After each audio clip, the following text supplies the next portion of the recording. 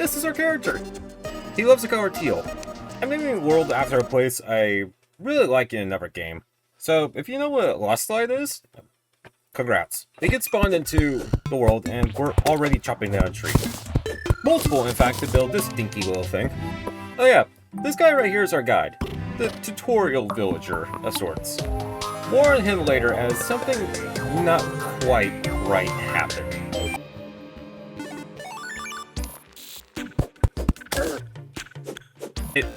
It went into the wall. Why is Son going into a wall? Why?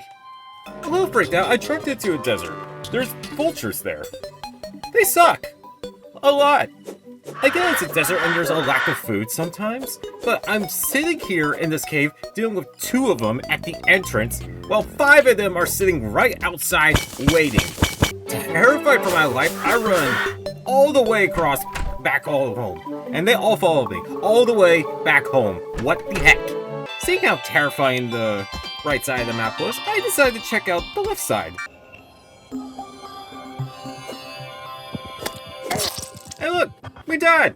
We can respawn back inside the house, but I swear this guide has something against me as he opened the door to zombies trying to break in. I'm sitting here trying to craft, and he's like ambushing zombies on me as I'm trying to sit here and craft very important things for this very important dinky little house that I'm in. We later find the chest with the climbing claws. We get into our first cave and immediately find my first fixation of the road. Beehives. These things house tons of hornets inside that shoot stingers at teal.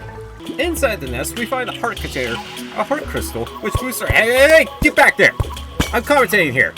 Anyway, these boost teal's heart counter by 1, permanently. But there's one thing that will always be in the hive the first time you come here. Queen Bee. One of the harder bosses for pre-hard mode. This thing will charge, fly all over the frickin' place, shoot stingers, and spawn multiple bees. It can go through walls. Awesome. Great. I love it. We died as the boss had 3,400 health. What? And we did nothing to it each time we damage it. But for some reason I saw this as a challenge.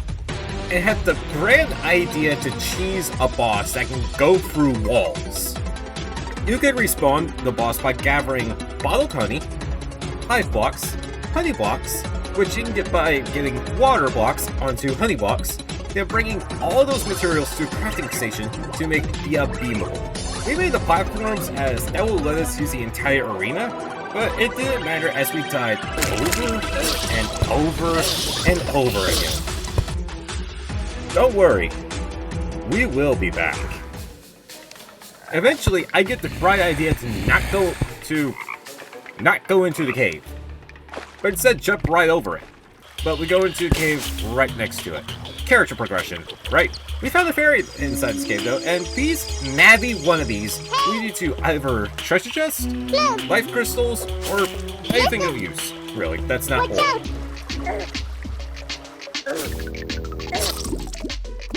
We didn't even get to use the fairy. The bee shoots stingers.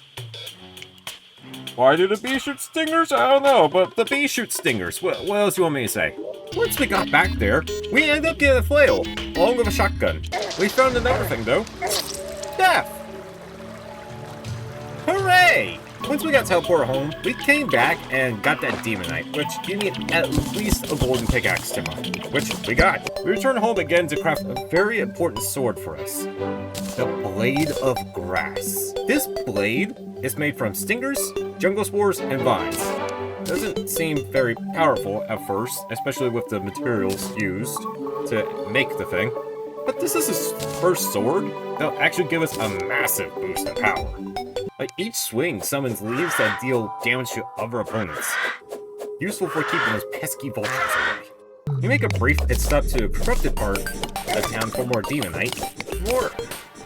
More on that later. Don't worry, we're gonna be there quite a bit later. And we get to the far right side of the map, where we find our first villager, the Angler. We don't really do anything with this guy right now, but he sort of acts like a certain Koopa and will make us go around on multiple side quests. I swear, if I'm completely right about that comparison, I'm going to be so glad with what happened to him later. You do not make me go around the Mushroom Kingdom and do all of these tiny little things all for one coin for my troubles. One coin, dude! What? After that, I get the idea to fish and honey. Nothing bad was looming behind Teal. We also found the Romans. Yeah, they're just stuck down here. We find some obsidian and quickly find our way to the underworld, which I nicknamed Heck. Not Hell, Heck. This place is filled with tons of vases. And vases, they hold a bunch of different stuff. Healing potions, arrows, like coins, you name it, it's in there. That's all we can really do there at that point. We're not supposed to be down there yet. Shortly after we encounter our first blood moon. These knights make enemies far more aggressive. Some can fly out open doors, so our guard gets a free pass for tonight. And even new enemies will spawn. But we did one thing to make it interesting. We summoned Cthulhu. This giant eyeball isn't hard at first. It's almost passive. Once it gets down to half health, it'll start lunging at you with its mouth. Yeah, the eyeball part is it's a giant mouth now. The main incentive to fight this guy is the insane amount of demonite it drops. It's not a required fight. Not like this next one. The way you summon this guy is you go underground in the corrupted biome and break 3 of these orbs, which you can either use bombs or a hammer. But good luck actually getting to those orbs. At this point, you are going to need bombs to get down to them. Your golden pickaxe is not going to break those blocks. Once 3 of those are destroyed, this boss with a massive health bar appears. You would think that this guy is really hard to be the first required boss, but with the right weapons, this guy practically just heals you as it repeatedly rams into you over and over again. What makes this guy required is the shadow scales it drops. It is the main material needed to upgrade our pickaxe. Also, somehow the guide got trapped underground during the blood moon. Serves him right. He tried to kill us earlier. Not learning my lesson at all, we returned to the fishing beehive and triggered a boss fight. It ended just as expected. We decided to explore the Arctic biome, and doing that rewarded us with 2 incredibly useful items.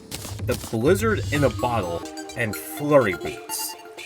And another quick food, so we fight this guy a couple times. What can I say? I want that Demonite. It's very good for early game. And the sword that's made out of Demonite? Remember that sword for later. We're going to need it. We found another fairy on the left side of the map, and not only that, we also found the dungeons. We could do stuff with the dungeon, but I got other stuff I'm wanting to do first. We followed this thing all the way up to the frickin' sky before finding an entire floating island. We did all of that for a balloon. Not a very helpful island, and honestly a complete waste of our time. As we attempted to leave, I noticed on the minimap a familiar icon. The guide is sitting in a chair. And the floating house, I literally just left the door from. How? He says he's fond of living in woods, but this is the frickin' sky. Like, what is up here? There's clouds. And yet there's 5 trees over there, but do you really consider that a forest? Back over by the angler, a meteor landed. And this produces so much powerful material. Meteorite weapons and armor are top picks for pre-hard mode. We're going for the best armor we can get, but I wanted to show this clip because the angler is just dead. Well, okay, the game said he left, but we all know he died. Yes, we fight the bee again. This time in the arena we crafted. 1 minute later, the queen is at half health.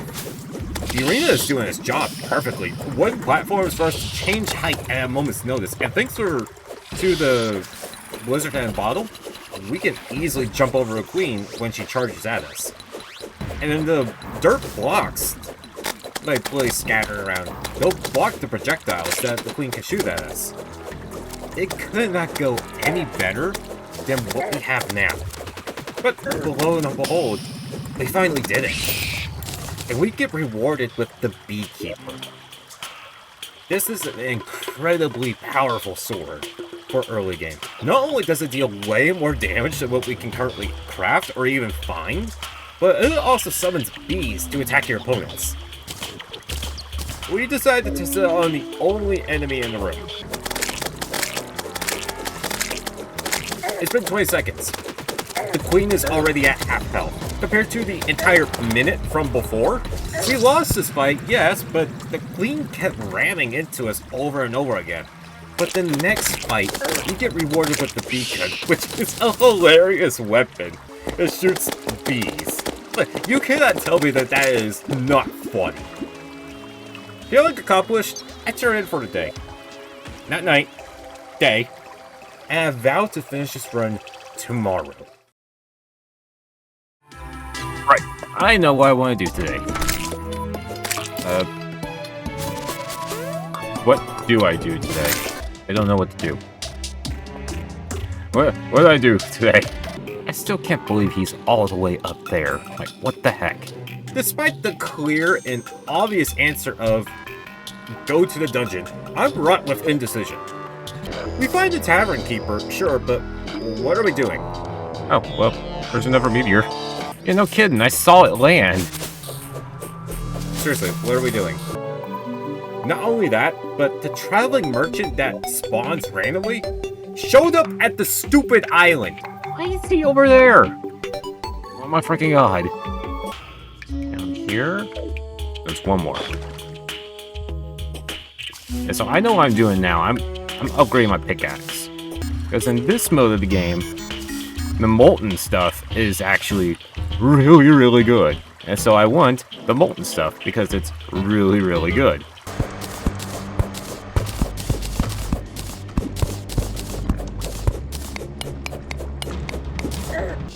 Hurting. Freaking bat. Finally, we know what we're doing. Except not, because we immediately do something else.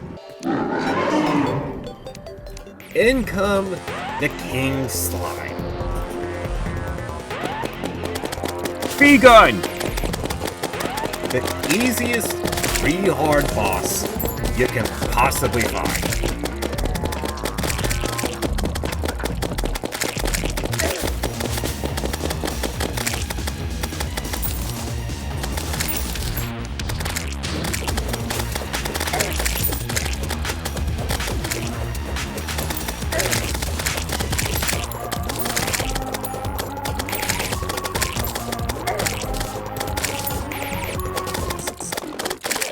He's already dead.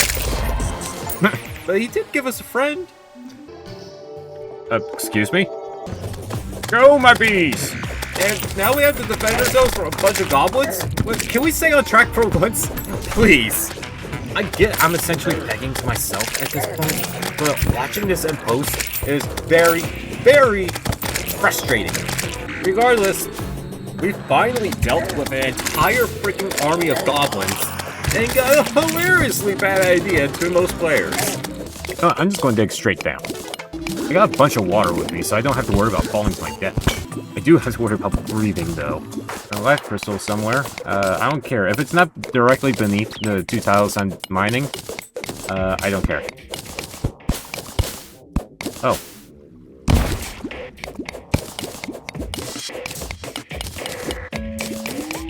Well, that was kind of funny. There it is. Our last crystal.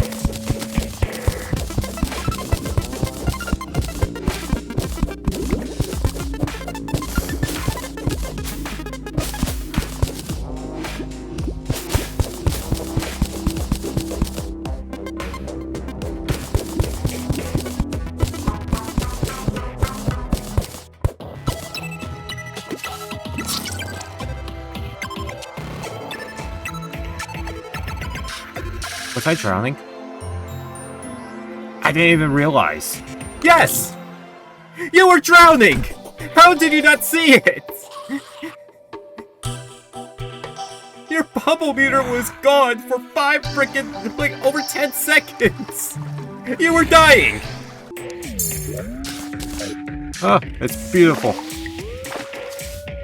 You know what else is beautiful? Being able to breathe.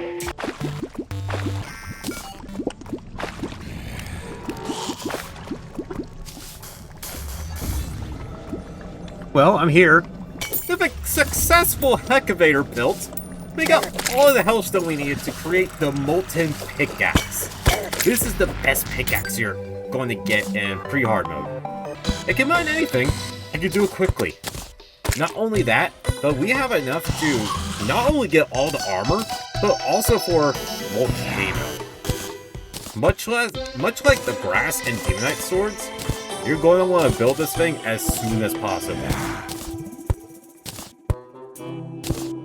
So that's the best armor I can get for pre-game, I believe. Now, how do I summon a giant skeleton? How do I lift this guy's curse? Now, with literally nothing else to do, we finally make our way to the dungeon. And we meet the old man outside. Can you tell me how to break your curse? It is night. This is available in the very beginning of the game, when you first spawn. The old man says you're not powerful enough, but he will let you fight Skeletron. He will. We're just now doing it. This skeleton is the sole reason why you can't enter the dungeon.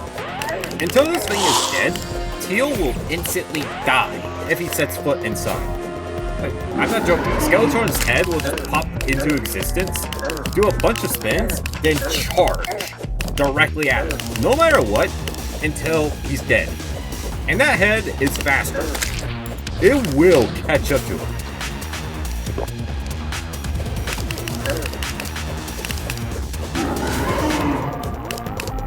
Keep going, my beast! Defeat the skeleton! The giant floating skeleton that's dripping blood everywhere. My god, how is this place not flooded yet?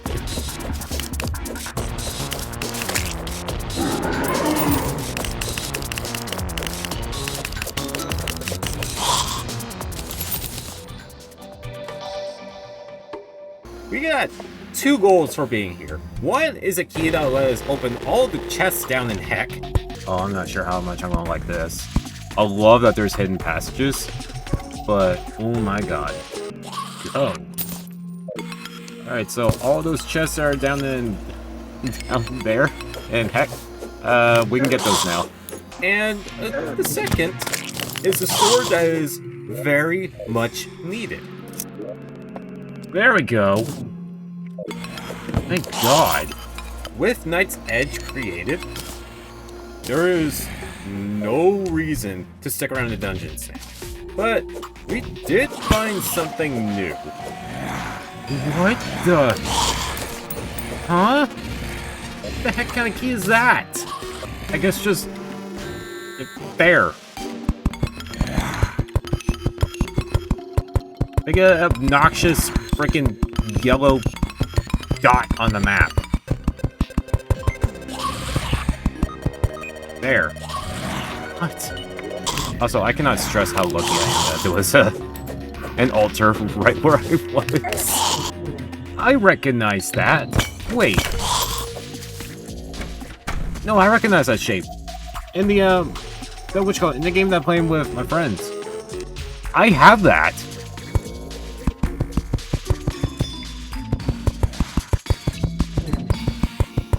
So those chests relating to different biomes then? And they're all here? If that's the case, then this place is way bigger than I thought. But it also said that, like, a plant was cursing it or something? I don't know. We make our way down to Heck and start opening all the shadow chests. Admittedly, we didn't get a whole lot of good loot. At least not to me. We did get a powerful bow that'll be very much needed later on. And we got a new friend to replace that disturbing-ass shark. Anything's better than that. He's so cute! It's so cute! I don't care if it doesn't attack. It's cute. There's one more reason why we're here. Okay. Time to die.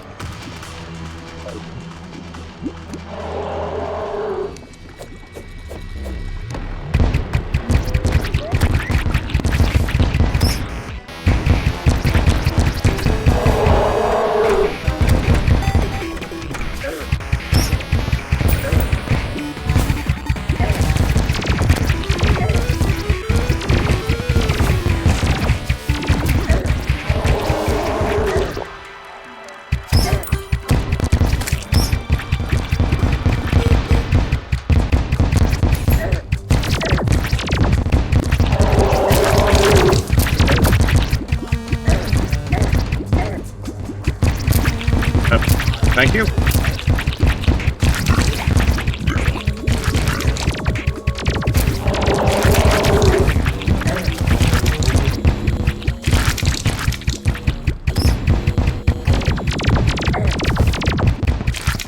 Can you do it again, please, and thank you?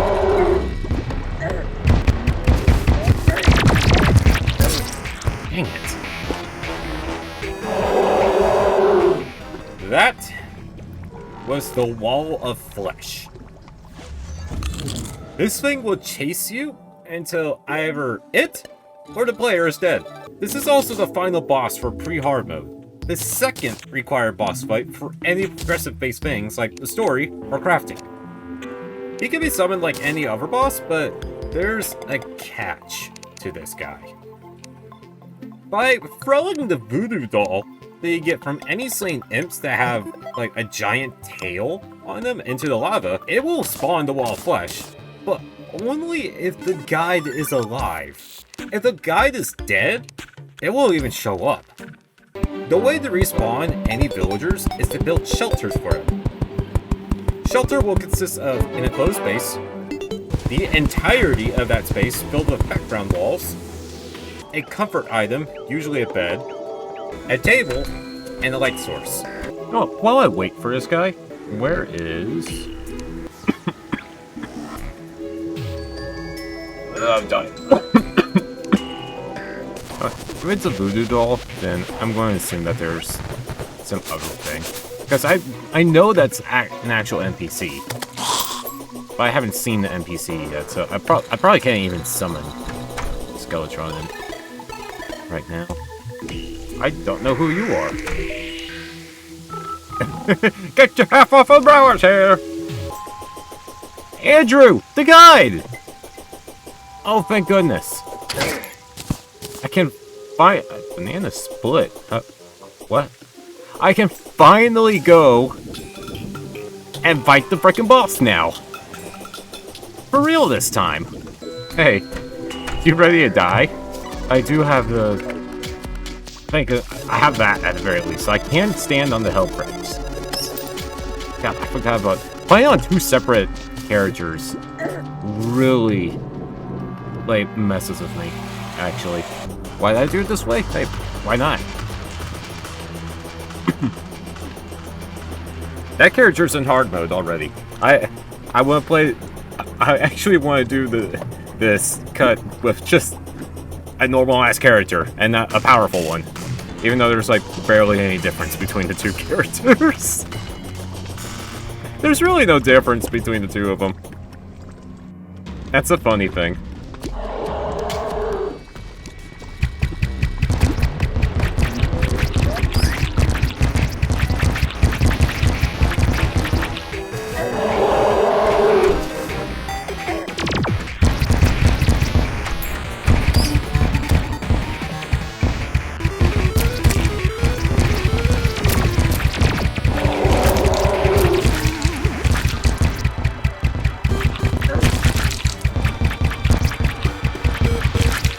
A demon olive? What?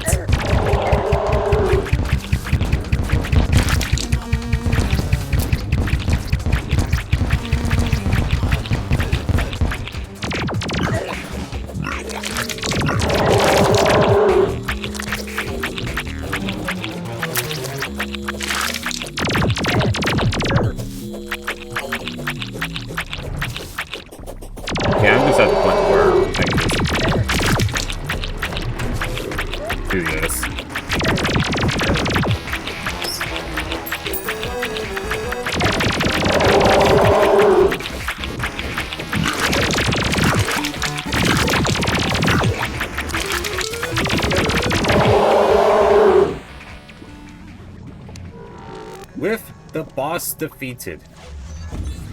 We're officially made in hard mode, and I make a startling discovery. Demolitionist! That's what... I'm a dumbass. We have done nearly everything. However, there's still one more thing I would like to do, as it is still considered... Because right now, it's still considered pre-game. Even though I have defeated the main boss. It doesn't actually go into hard mode until I do one particular thing. And since still... The blizzard isn't here. Okay, maybe... Never mind, it is hard mode. I thought I had to do one thing. Yeah, that's corrupted ice. Oops. Yeah, these are enemies I'm more than familiar with. On a regular basis now, sadly. Well, hard mode for the enemies have begun, but hard mode for me has not begun yet. Because I still need to do a few things. And since this is hard mode, I am not going to stop swinging this sword. It's got auto swing, I might as well. Why does the ice biome have to be corrupted? That's like my favorite one. Like, I said before that I'm a sucker for ice levels. That's true with this game, too. Like, I love the ice biome. I do. Okay. Now for the actual reason why I came to this place. Hard mode for the enemies have begun, but hard mode for me has not begun yet, and that's about to change here in 2 seconds. Once I get to the end of this corridor. Palladium. Mithril. And then titanium. Okay. I am aware that these do not respawn. However, I am also very, very far away from my base.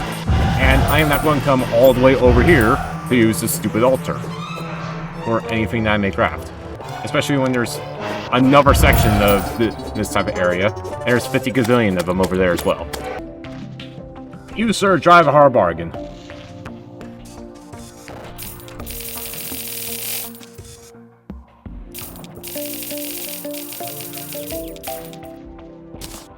Pleasure doing business with you.